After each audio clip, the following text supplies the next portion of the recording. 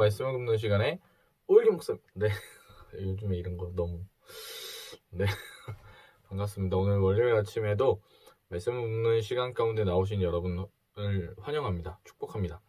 오늘 하나님께서 우리에게 주신 말씀 나누기 원하는데요. 요한복음 18장의 15절에서 27절까지의 말씀입니다. 제가 하나님의 말씀 봉독합니다. 이 말씀을 봉독할 때에 살아계신 하나님의 음성을 들으시게 되길 바랍니다. 하나님의 말씀입니다. 시몬 베드로와 또 다른 제자 한 사람이 예수를 따르니 이 제자는 대제사장과 아는 사람이라. 예수와 함께 대제사장의 집들에 들어가고 베드로는 문 밖에 서 있는지라. 대제사장을 아는 그 다른 제자가 나가서 문 지키는 여자에게 말하여 베드로를 데리고 들어오니 문 지키는 여종이 베드로에게 말하되 너도 이 사람의 제자 중 하나가 아니냐 하니 그가 말하되 나는 아니라 하고 그때가 추운 고로 종과 아랫사람들이 불을 피우고 서서 쬐니 베드로도 함께 서서 쬐더라. 대제사장이 예수에게 그의 제자들과 그의 교훈에 대하여 물으니 예수께서 대답하시되 내가 드러내놓고 세상에 말하였노라.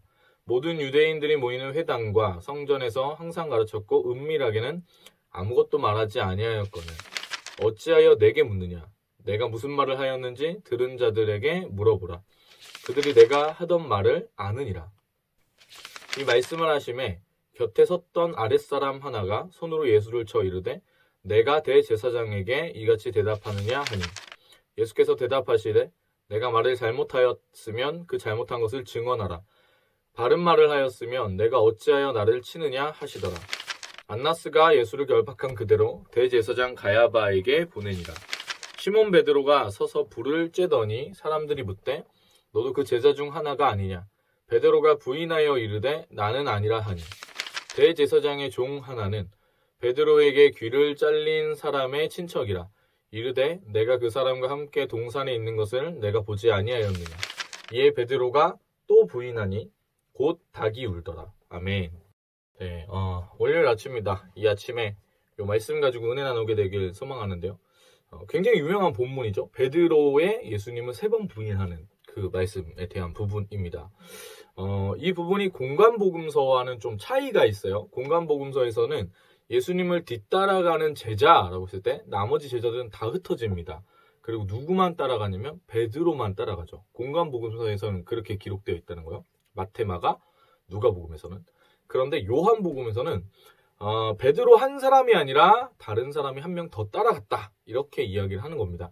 15절에 오늘 본문 15절에 보면은 베드로 말고 다른 한 사람 더 있었다고 얘기하는데 이 사람이 누구냐면 바로 사도 요한입니다.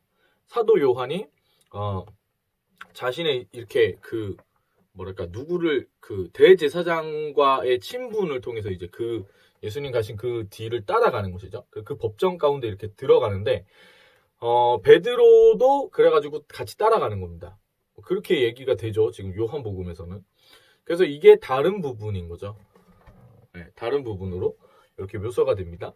근데 이제 공간복음서와는 또 다른 묘사가 여기에 한 군데 더 있는데요. 모든 공간복음서에서는 베드로가 예수님을 부인하는 그 장면에서 거의 동시다발적으로 3번을 따다다닥 부인하는 연속선상에서 거의 같은 시간에 한 방에 3번을 다 부인하는 모습으로 베드로의 부인을 설명합니다.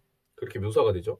근데 오늘 요한복음에서는 약간 드라마틱한 느낌의 묘사를 해주는데요. 베드로가 예수님을 부인하고 나서 그 다음에 예수님의 신문 장면에 대해서 이렇게 보여준 다음에 그 다음에 베드로가 다시 예수님 부인하는 그 장면을 마무리를 하는 거죠. 그러니까 이게 뭐냐면 약간 표현을 주는 거예요. 베드로가 한 번 부인하고 그 다음 시간이 좀 흐른 다음에 또 다시 부인하게 되는 그 장면을 딱 보여주는 겁니다. 그러니까 이게 연속선상에서 3번을 다 부인한 게 아니라 약간의 시간차를 두고 이루어졌다. 뭐 이런 느낌으로 보여주는 것이죠. 근데 여기서 이제 이 베드로의 부인에 대해서 예수님은 3번 부인한 것.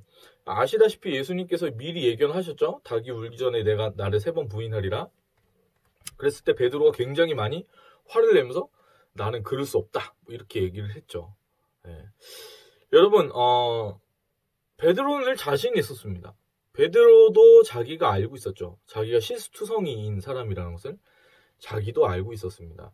그런데 이거는 좀 다른 부분이잖아요. 실수를 하는 거랑 예수님을 이렇게 따라가는 그 의리, 그 사랑에 대한 부분은 좀 다른 부분이거든요. 나는 예수님을 사랑합니다. 베드로가 아무리 자기의 그 마음을 돌이켜봐도 그 마음 자기가 예수님을 사랑한다는 것은 뭐 확고부동한 것이었죠. 그러니까 다른 것도 아니고 다른 제자들 다 떠나가도 내가 예수님을 떠나간다라는 것은 상상할 수도 없고 용납될 수도 없는 부분입니다. 그게 설령 예수님께서 직접 얘기하셨다고 해도 받아들일 수 있는 내용이 아니었던 거죠. 그래서 베드로는 오늘 자신의 말을 증명하기 위해 예수님의 뒤를 따라갑니다. 모든 제자들이 다 흩어집니다. 여기는 이제 사도 요한이 같이 갔다 이렇게 얘기를 하지만 이 상황 가운데서 예수님의 뒤를 따랐다는 것 자체가 무엇을 뜻하냐면 베드로가 그 목숨을 초기처럼 버릴 마음이 있었다는 걸 뜻합니다. 그러니까 베드로가 예수님을 사랑한다는 그 태도와 마음의 중심은 사실 굉장히 엄청났던 것이죠. 누구도 정말 자기 스스로도 자타가 공인할 정도의 그 마음을 가지고 예수님을 따라가는 겁니다.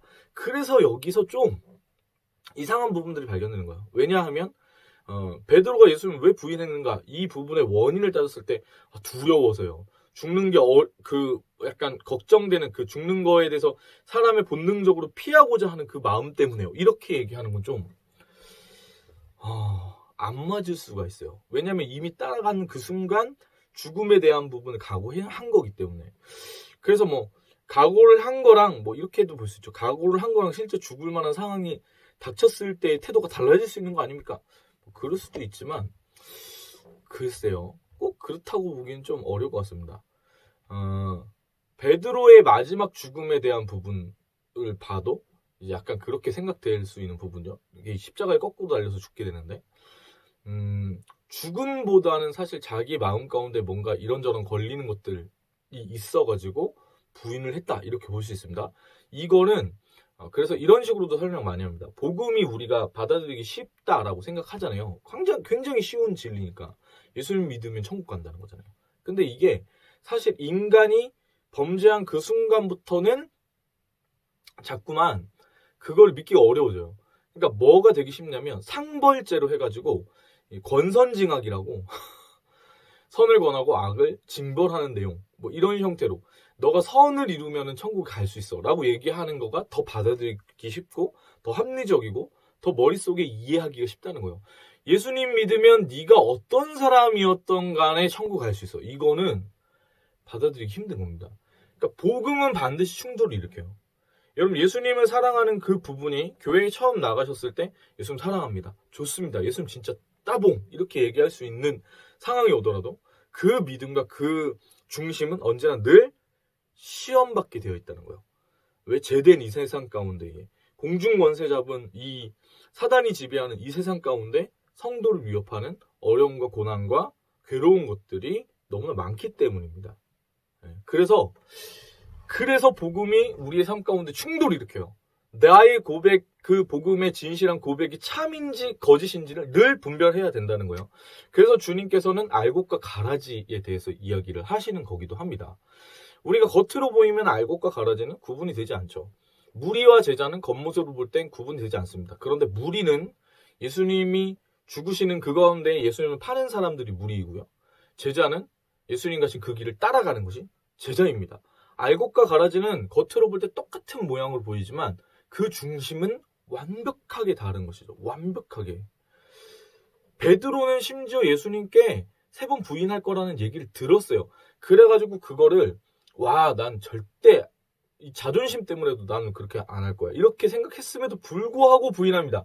이게 뭘 뜻하는 거냐면 자신의 힘과 의지로 하는 신앙생활의 한계점을 여실하게 보여주는 것이죠. 여러분 하나님의 사람 모세가 하나님의 산 호렙에서 하나님을 만납니다. 그죠? 호렙산에서 떨기나무 가운데에 불이 붙은 것을 보고 하나님 만납니다.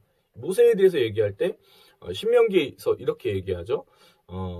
모세와 같은 선지자는 사실 없습니다. 그래가지고 이 신명기에 보면은 모세가 결국에는 이제 그 가나안 땅에 못 들어가게 되니까 모세에게 하나님 약속하세요. 내가 너와 같은 선지자를 일으킬 것이다. 이렇게 약속을 하세요. 그 다음에 신명기 마지막 장에 이렇게 딱 보면 일으키라고 하셨는데 모세와 같은 한 사람 선지자를 일으킬 거라고 얘기하셨는데 없었다. 모세와 같은 자가 없었다. 이렇게 나와요. 그러니까 안 나온 거예요. 그 모세와 같은 선지자가. 그래가지고 나중에 이거를 딱 봤을 때 아직 오지 않았으니까 이스라엘 사람들이 뭘 기대하냐면 메시아를 기대하게 된 겁니다. 메시아 대망 사상의 기초가 여기에 딱 있는 거거든요. 그만큼 어떻게 보면 모세라는 사람 대단한 사람이죠. 모세를 기반으로 해가지고 딱 이렇게 말씀하시는 거니까. 근데 이 모세가요, 실제 인간적인 능력으로도 굉장히 탁월한 사람이었습니다. 30세, 40세 이전의 이 모세는요, 세상에서 가장 탁월한 사람 중에 한 명이라고 봐도 무방합니다.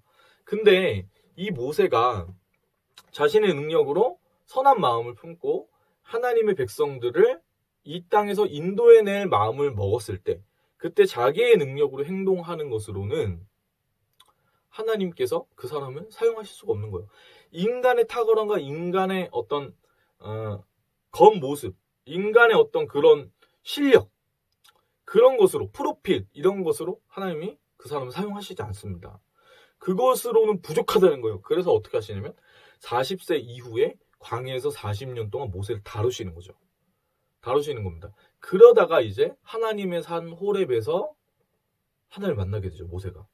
그때 뭘 보냐면 떨기나무에 불이 붙은 걸 본다고 말씀드렸잖아요. 이 떨기나무 가운데 불이 붙은 건 너무 중요한 게 왜 그러냐면, 여러분 모세의 인생은 어떤 인생이냐면 이 나무에 불을 피우려고 했던 인생입니다. 그래가지고 나무에 불을 딱 붙였을 때 어떻게 되냐면 쟤밖에 남는 게 없게 된 거죠. 자기의 힘으로 이 하나님을 향한 그 좋은 선한 의도를 가지고 막 열심히 뭔가를 하려고 했을 때 남는 건 쟤밖에 없었다는 거예요. 그래서 그가 떨기나무 가운데에 불이 붙은 것을 보고서 깜짝 놀란 겁니다. 왜냐? 하나님의 성령의 불이 그 가운데 붙으니까 나무가 상하지 않고 불이 있다는 거죠. 죄가 되지 않는 거예요. 이게 사실은 왜 그 가운데 저는 의문이 있었어요. 왜 그런 장면으로 모세를 만나주셨을까? 그 자체가 모세의 삶을 의미하는 것이었기 때문에 그렇다는 거죠. 여러분 이것이 바로 하나님께서 행하시는 일입니다. 만약 자신의 의지로 하나님 역사를 일으키려고 한다면, 다른 말로 해서 자신의 힘으로 신앙생활을 하려고 한다면 여러분 그 신앙은 반드시 뭐가 되냐면 죄가 되어버립니다. 죄가 되어버려요. 그거를 경험할 수밖에 없게 돼요. 계속 의지로만 신앙생활을 하시면. 그럼 이제 반드시 죄가 되어버리니까 어떤 느낌을 받냐면 굉장히 버림받은 느낌, 소망이 없는 느낌, 결국 이제 원망하게 되는 느낌, 그런 느낌들을 받아요. 둘 중에 하나죠. 감정으로만 가게 되면 이제 막 불평과 불만과 막 그런 것들이 막 나오게 되는 거고, 의지로 가지고 있다면 그 삶 가운데 허무하고 막 소망이 없어져요. 굉장히 사람이 회의적이 돼요. 아무 에너지가 없어요. 감동이 없어요. 뭐 그런 신앙생활을 하는 것이죠. 결국에 제가 되는 신앙생활, 늘 제가 말씀드리는 거지만 그것은 결국 탕자의 비유 나오는 첫째 아들과 같은 거죠. 둘째 아들은 몸이 하나님께 떠난 탕자여서 그 아버지가 나와가지고 맞습니다. 근데 큰 아들도 잔치 가운데 나와가지고 실망해가지고 화를 낼 때 아버지가 그 문 밖으로 나오거든요. 그러니까 문 밖으로 나와요. 그게 둘째 아들을 맞을 때랑 똑같은 모습이에요. 그래서 이 둘째 아들은 몸이 떠난 탕자이지만 첫째 아들은 마음이 아버지에게서 떠난 탕자입니다. 그래가지고 이 아버지 옆에 늘 있었지만 아버지와의 관계를 누리지 못하는 거예요. 아들이지만 아들의 그 관계, 아버지와의 친밀한 관계를 누리지 못하고 옆에 있음에도 불구하고 그 관계를 끊어버리고 사는 거죠. 그리고 뭐만 해요? 자기의 책임에 맞는 일만 하는 거예요. 그러면 이 일을 왜 하는 거냐면 이 아버지를 옥죄려는 목적으로 일을 하는 거예요.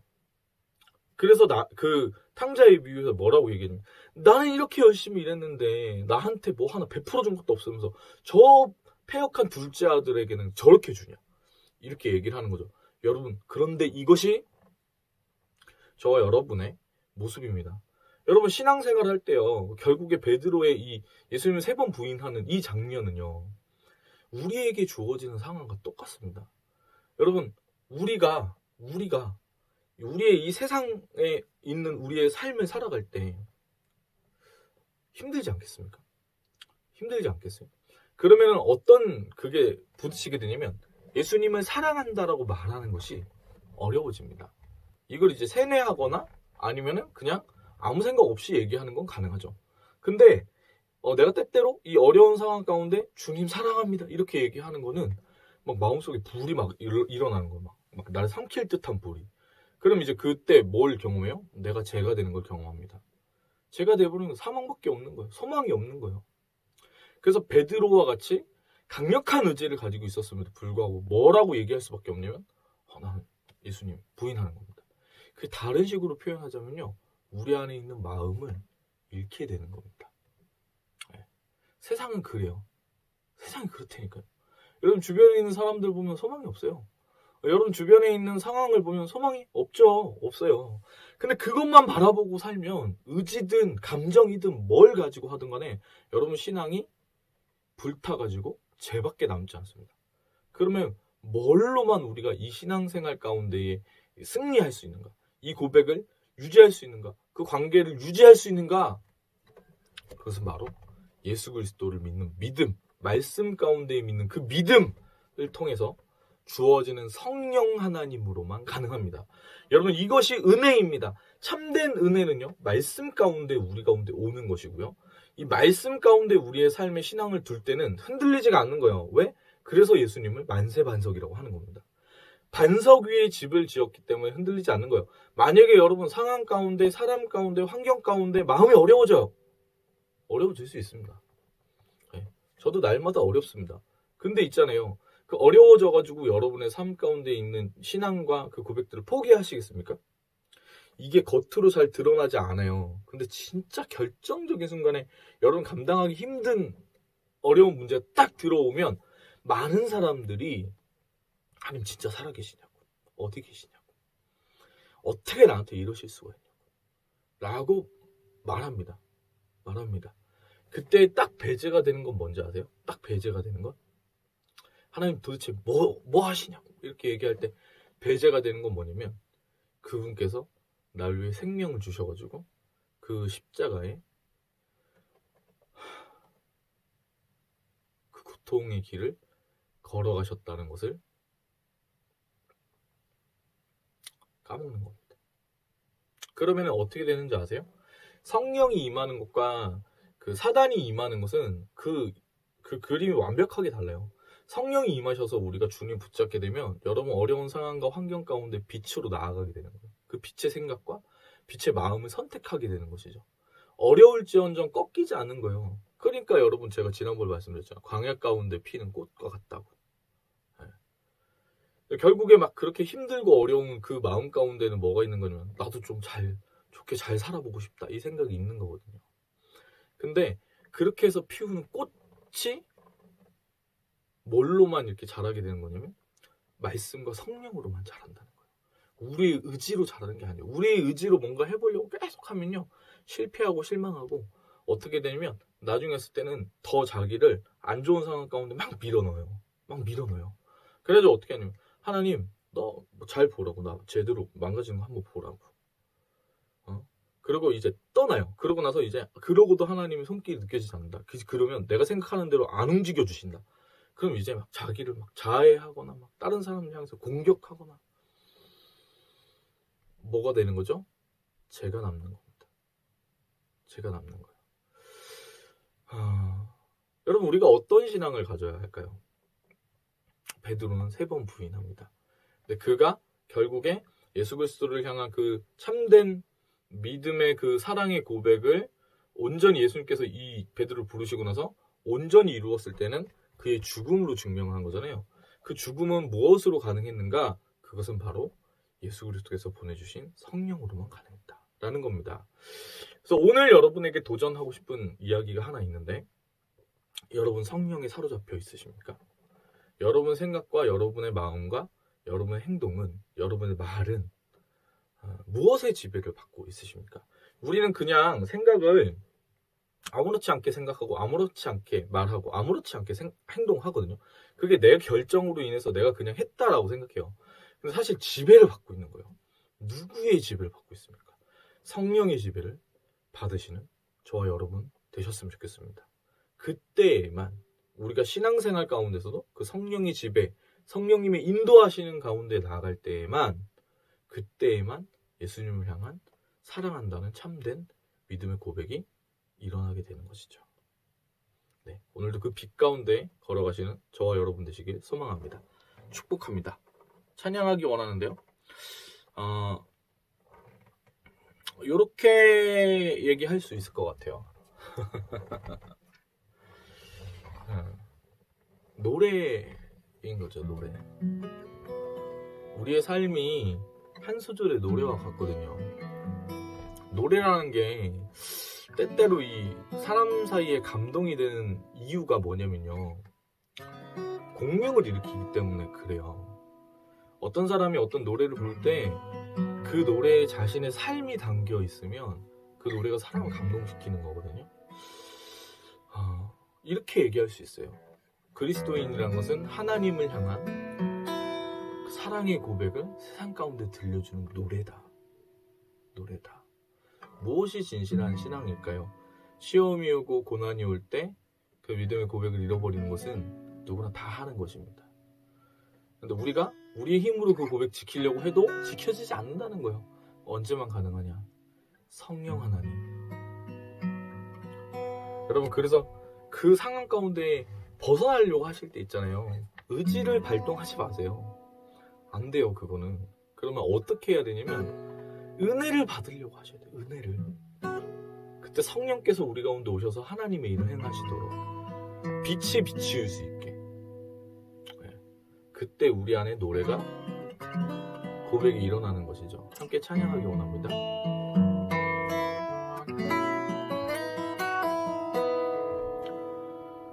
내 영혼에 그윽히 깊은 데서 맑은 가락이 울려 나네.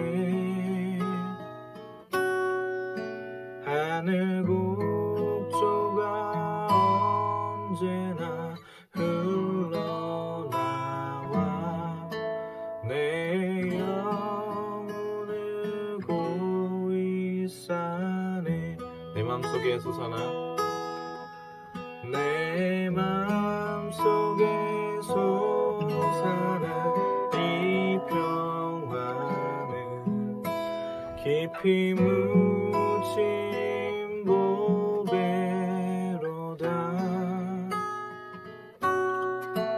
나의 보화를 캐내어 가져갈 자 그 누구랴 안심일세.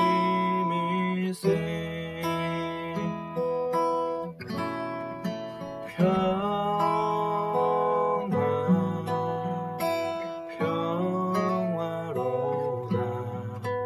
하늘 위에서 내려오네.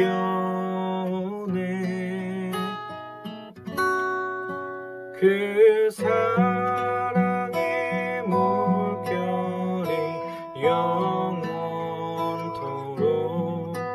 내 영혼을 덮으소서. 내 영혼의 평화가 넘쳐남은 주의 축복을 받음이라. 내가 주야로 주님과 함께 있어 내 영혼이 편히 쉬네.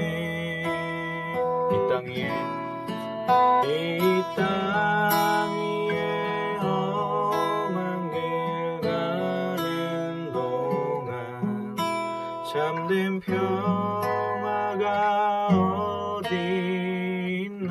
세상 가운데 그 평화가 없죠. 그런데 우리 모두 다 예수를 친구 삼아 그때만 참 평화를 누리겠네.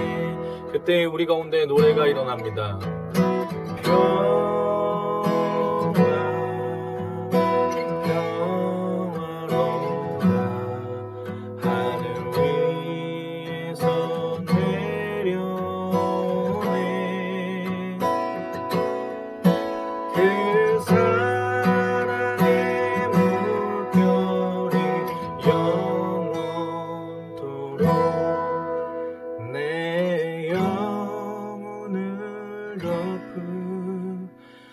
웃어.